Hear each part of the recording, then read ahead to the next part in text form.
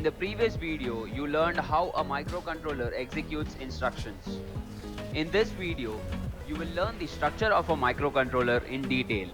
In many devices, the microcontroller unit or the MCU receives inputs from buttons, switches, sensors and similar components and controls the peripheral circuitry such as motors and displays in accordance with a preset program that tells it what to do and how to respond.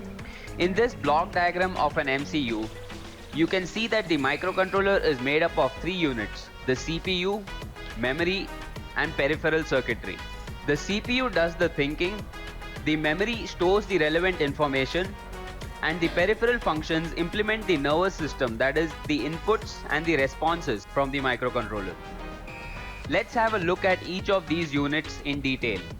The Central Processing Unit or the CPU performs a set of instructions that are stored in memory.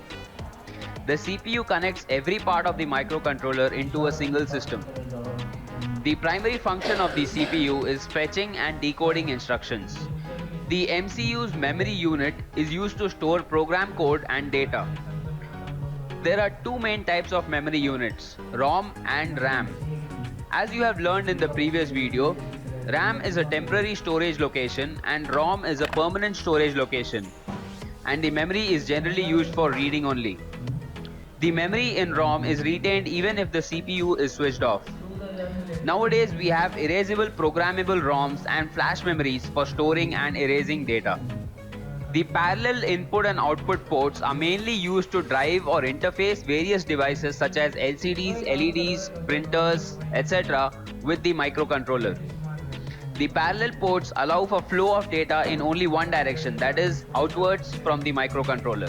Serial ports are also used to connect peripheral devices to the microcontroller, the difference being that they allow for bidirectional flow of data and are also referred to as communication ports.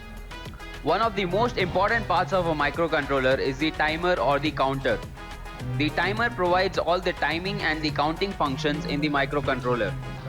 Major operations performed with the help of a timer are clock functions, modulations, pulse generations, frequency measuring, etc. They are mainly used to control the execution of a program with respect to time. For your project, you will be using the AT89S52 microcontroller. This is basically an 8051 based microcontroller. It is a low power, high performance 8-bit microcontroller with programmable flash memory of 8 kilobytes.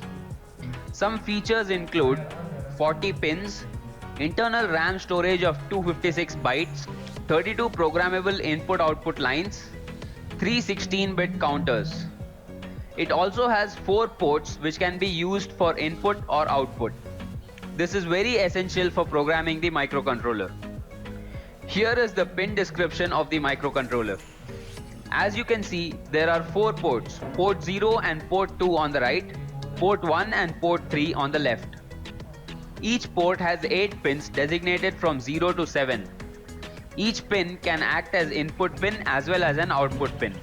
At the top of the microcontroller there is either a U-shaped notch or an edged dot in the casing, which is used to indicate which of the many pins is the first pin. There are also pins for voltage input, ground, reset, crystal oscillators, etc.